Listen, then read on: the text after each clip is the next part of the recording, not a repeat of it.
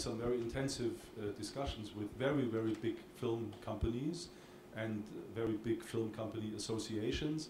And what I've learned is that the film companies, and it's logical if you think of how the film business works, what is a film company interested in? They are interested in the 2, 3, 4 weeks the film is coming to the box office. That's where they make their money. Nobody really makes money today on renting DVDs. So they are ready to compromise to a certain extent with big pirates, asking them to not upload new films in the first 2, 3, 4, 5 weeks, and then they are a bit more flexible. This results in a, I would say, very different strategy compared to the music industry and probably also the book industry, which depends more in terms of collection on the day-to-day business, selling a book, selling music over a long time. And we are in good discussions with them. Don't get me wrong. It's just an important difference that I learned in those discussions, that different right holders, and we're talking about a joint strategy, so different right holders sometimes have different strategies.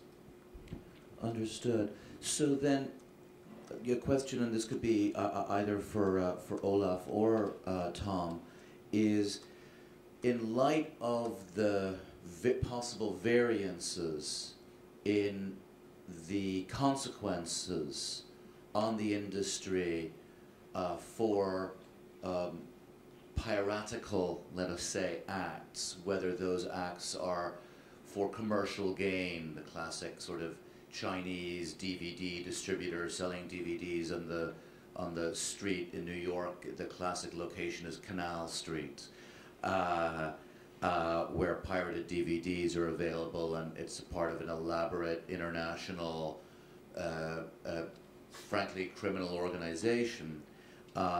Or at the other end, and I think Alexander already hinted at that, the more kind of what might be called unauthorized use side, which is a person, an average person uploading to a maybe non-average website like RapidShare and then being downloaded by an average person.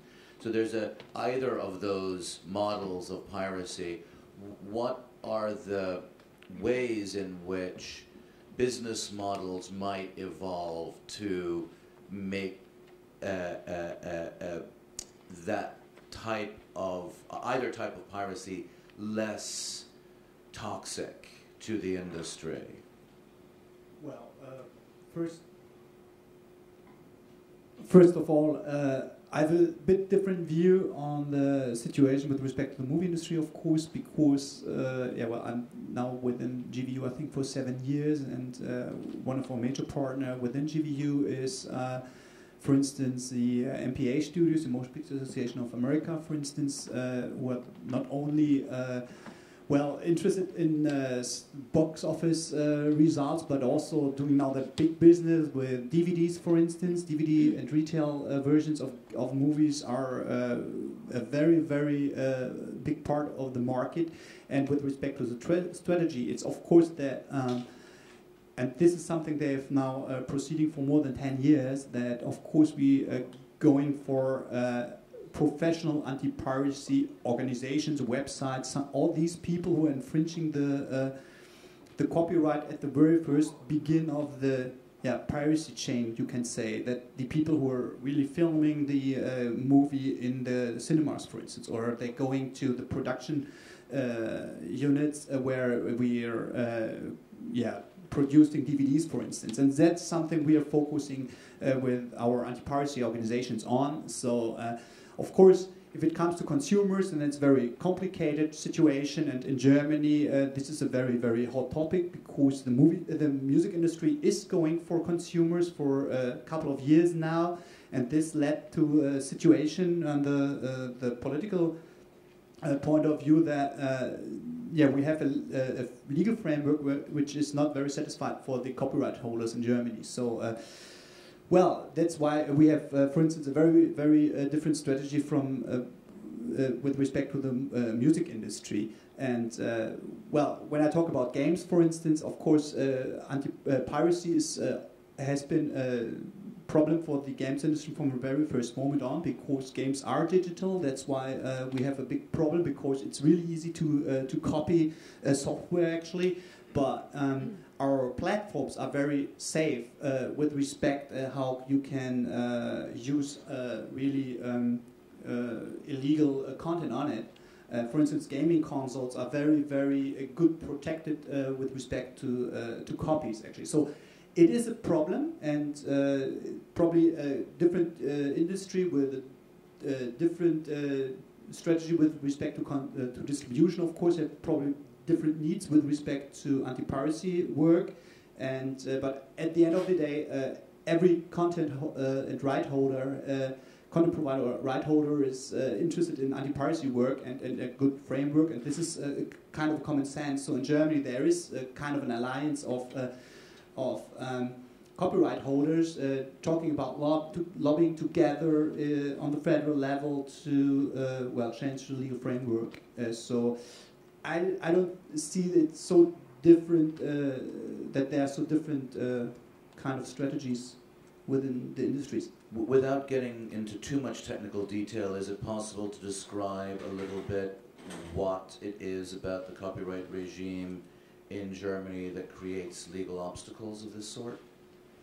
Well, since the music industry started a couple of years to really go after consumers, we now have the problem that the enforcement directive from the European level, for instance, or coming from the European Union, was implemented in Germany. That we have really problems now to enforce our rights in Germany. So that's why the implementation of the European directives in Germany are not that good for us, because for instance, under the criminal law in Germany, it's very hard to proceed with legal actions against certain pirates.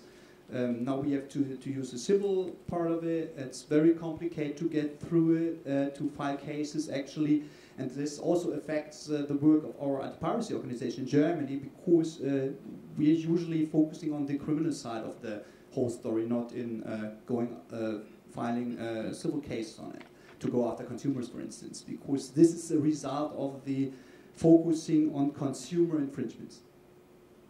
But sorry, just to add, it's a European issue. Yeah. It's not a German issue, because you have similar problems in the whole of Europe. It's the directive, it's the EU directive on e-commerce from I think 2001 or 2002, which set the framework, which is not sufficiently protecting rights holders in taking measures against service or access providers. There are some items in the law which require certain information and certain adequate measures to be taken by the service providers, which are not described and defined in a way that the courts could interpret in favor of the rights holders, and that's what the courts are saying in the decisions which have been rendered so far. So that's the main issue. Okay, and in the US we have the DMCA, which perhaps is, obviously it's not going to be identical in any fashion because nothing is ever that simple, but maybe Tom, you could talk a little bit about our somewhat analogous situation? Yes, I would like to. First of all, I want to say that for the book publishing industry, there's zero interest in trying to track down individuals who might have downloaded pirated material. That is a waste of time, but there is enormous interest in finding technological solutions to the problem of piracy. There is great interest in trying to figure out, and the legislation that's pending in the United States Senate right now, legislation that would somehow empower or create a process to deal with people who are profiting by uploading and then providing opportunity to download pirated material. It is not easy. I think that across the globe, our laws are trying to catch up with the technology that has spread so rapidly around the world that the written word, which used to take some time simply to get on paper, now can move at the speed of light, through the internet. So what we think we need to do is to try to find solutions that deal with, especially when you're talking about websites, that deal with the ISPs, the internet service providers, and the credit card companies and the advertisers on those sites. It shouldn't be the case that legitimate businesses are facilitating the theft of protected material. That's really not right. Let me back up one moment. The connection between all of this and the individual has to do with what is sometimes called the culture of free. In most of our lives, we know that free usually means cheap. But on the internet, there has become an expectation that content will be free.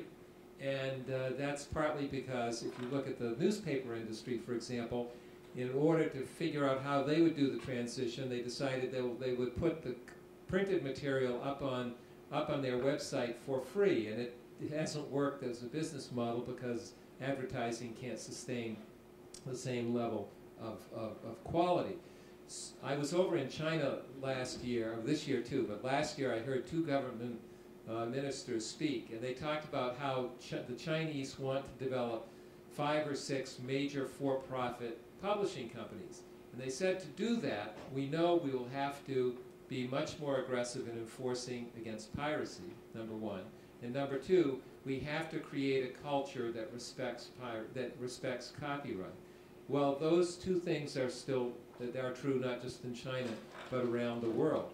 And I think that the bottom line that we have to get across to a wider public is that we know we live in a knowledge-based global economy. That's what we live in, a knowledge-based global economy.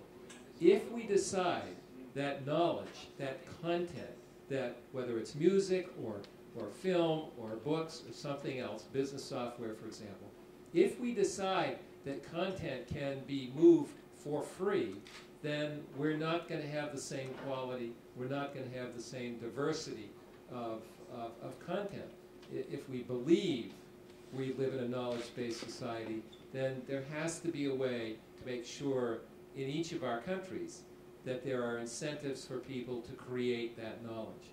And that means somehow copyright, intellectual property, combinations among industries that are invested in these, this kind of knowledge have to work together. I'm going to throw out a provocative question, and then I'm going to open it to the audience. And the question has to do with an observation that many economists make, which is that when the marginal cost of reproduction of a good is 0, the price will always end up being 0. And when we're talking about digital goods, their marginal cost of reproduction, not the cost it takes to create, but the cost it takes to reproduce, is 0. And therefore, economists would suggest that all our content is going to be 0. Therefore, why would we be fighting pirates since we're not going to make money off these units of content anyway? The economists would be wrong. I mean, they would be wrong because what is valuable is not the ink or the paper or the means by which a product is delivered. It's